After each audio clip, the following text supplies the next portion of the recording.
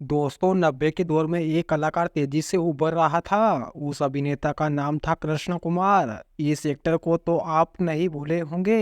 एक फिल्म ने उनको रातों रात स्टार बना दिया और फिल्म के गानों ने तो मानो टूटे दिल वाले आशिकों के दिल को जोड़ दिया।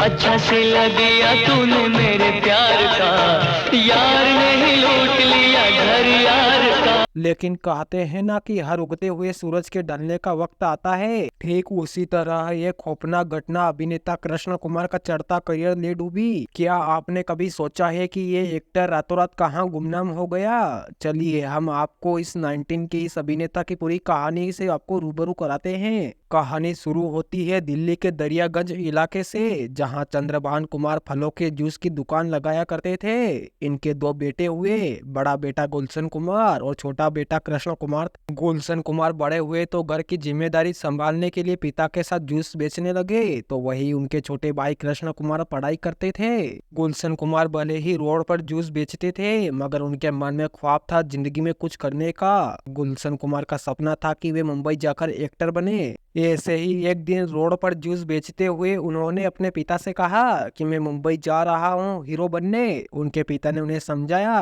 कि बेटा हीरो बनना इतना आसान नहीं है, लेकिन फिर भी वे अपने पिता की बात को टालते हुए निकल पड़े माया नगरी मुंबई की ओर। एक हफ्ता गुरुद्वारा में रुके और धक्के खाए तो समझ आ गया कि नए चेहरों को यहाँ ऐसे मौके नहीं मिलते, तो वापस दिल्ली लौटे और फिर से जूस बेचने लगे। मगर मन में कुछ बड़ा करने का सपना अभी भी चल रहा था। उनको गाने सुनने का बड़ा शौक था, मगर कैसेट उस जमाने में बड़े महंगे मिलते थे। इसी दौरान गुलशन कुमार के दिमाग में एक आइडिया आया और उन्होंने सोचा कि क्यों ना कैसेट्स की दुकान खोल ली जाए। गुलशन कुमार शुरुआत में सस्ते कैसेट बेचने लगे, लोगों को कम दाम पर कैसेट मिलने लगे, तो उनका काम थोड़ा चल पड़ा। उन्होंने सोचा कि क्यों ना मशहूर गानों को उस कैसेट में डब करके सस्ते में बेचा जाए। अब उन्होंने कंपनी बना ली। कंपनी का नाम रखा सुपर कैसेट इंडस्ट्रीज और डबिंग कैसेट बेचनी शुरू कर दी। किस्मत ने भी खूब साथ दिया। भाई कृष्ण कुमार लक्ष्मण की तरह बड़े भाई के संघर्ष में साथ दे रहे थे, तो काम चलता गया।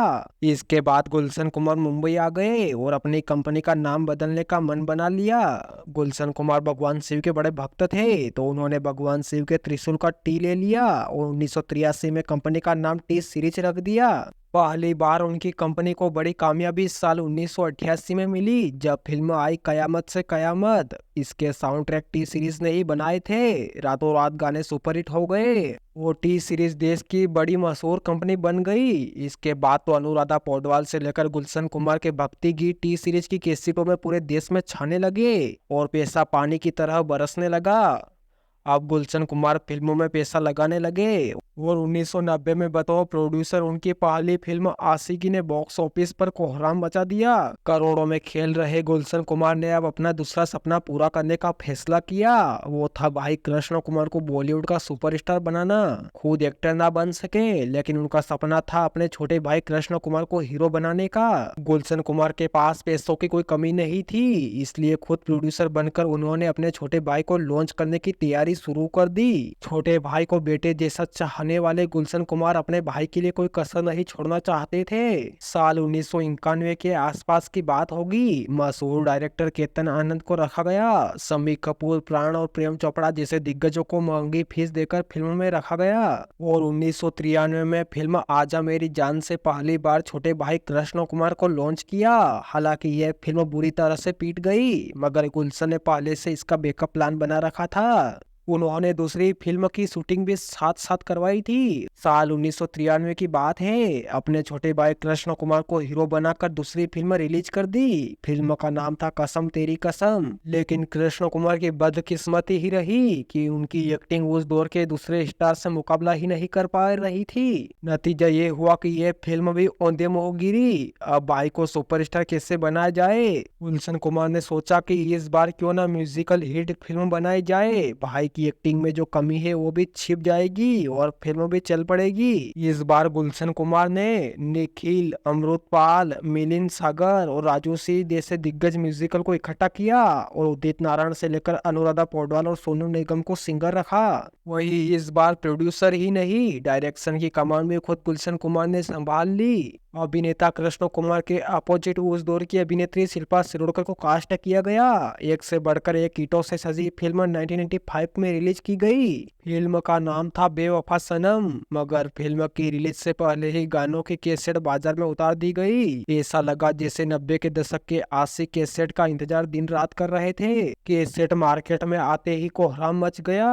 दिल तोड़ के हंसती हो मेरा, इस गाने के बोल उदित नारायण साहब के थे। ओ दिल तोड़ के हंसती हो मेरा, वफाएं मेरी याद करोगी। अच्छा सिला दिया तूने मेरे प्यार का, तेरी गले विच ये धोखे, प्यार के धोखे और इश्क में हम तुम्हें क्या बताए, को सोनू निगम ने आवाज दी। इन गीतों ने ऐसी धूम मचाई कि बाजारों से कैसेट ही गायब होने लगे। दीवानगी ऐसी थी कि अगर किसी के शहर में कैसेट खत्म हो जाए तो वे दूसरे शहर में बस कैसेट की तलाश में निकल आता था। दर्द में डूबे आशिकों के लिए ये एल्बम नंबर 1 साबित हुआ। ये धोखे प्यार के धोखे, मैंने दिल पे सहे है रो रो के, किसी से कोई प्यार न करे। फिल्म ब्लॉकबस्टर साबित हुई। फिल्म ने इन दो लोगों को रातों रात स्टार बना दिया। पहले थे गायक सोनू निगम और दूसरे थे कृष्ण कुमार। अब गुलशन कुमार को वो फार्मूला मिल गया जिसके दम पर वे अपने छोटे भाई को बड़ा स्टार बना सकते थे। म्यूजिकल हिट फिल्में बनाकर बेवफा सनम में कृष्ण कुमार के अभिनय में भी निखार आया, तो वही रातों रात सफलता मिलने पर कृष्ण कुमार भी बड़े बड़े सपने देखने लगे। गुलशन कुमार ने अब भाई के लिए दूसरे बड़े प्रोजेक्ट पर काम करने का मन बना लिया था। लोगों को लग रहा था कि कृष्ण कुमार को अब बड़ा स्टार बनाने में गुलशन कुमार को कोई रोक नहीं सकेगा, मगर अचानक एक दर्दनाक घटना घटी और कृष्ण कुमार का पूरा करियर एक झटके में डूब गया। बेवफा सनम के बाद कृष्ण कुमार के लिए अगले बड़े प्रोजेक्ट पर काम चल रहा था। अचानक एक खौफनाक घटना घटी। 12 तारीख 8वां महीना और साल 1997 के दिन गुलशन कुमार की हत्या हो गई। पूरा बॉलीवुड हत्याकांड से दहशत में आ गया। कृष्ण कुमार को खबर मिली तो वे सदमे में चले गए। 41 साल का बाप जैसा भाई अब इस दुनिया में नहीं रहा। वो भाई उनको बड़ा स्टार बनाने जा रहा था। गुलशन के दोनों बच्चे छोटे थे और पूरी टी सीरीज कंपनी को कोई संभालने वाला नहीं था। कृष्ण कुमार को बहुत बड़ा फैसला लेना पड़ा। गुलशन कुमार की मौत के बाद उन्होंने बॉलीवुड अभिनेता बनने का सपना छोड़ दिया और भाई के बच्चों के लालन पालन की जिम्मेदारी उठा ली। उस समय गुलशन कुमार की एक बेटी तुलसी 11 साल की, जबकि बेटा भूषण भी कम उम्र का ही था। इससे में अपने भाई गुलशन कुमार के बेटे और बेटियों की जिम्मेदारी और साथ ही साथ पूरी टी सीरीज की कंपनी का जिम्मा भी उनके कंधों पर आ गया। इसके बाद अभिनेता कृष्ण कुमार ने एक्टिंग से दूरी बना ली और परिवार की जिम्मेदारियों में लग गए। बस इस घटना ने कृष्ण कुमार को एक झटके में गुमनाम कर दिया और उनका हीरो बनने का सपना टूट गया। गुलशन कुमार का बेटा बड़ा हुआ तो कृष्ण कुमार ने उनका हक उन्हें दे दिया। पूरी टी सीरीज कंपनी का मालिक भूषण कुमार है। वैसे कृष्ण कुमार की निजी जिंदगी की बात करें तो उन्होंने फिल्म आजा मेरी जान की अभिनेत्री तानिया शेख से शादी कर ली। आज की वीडियो में इतना ही, मिलते हैं एक नई कहानी के साथ।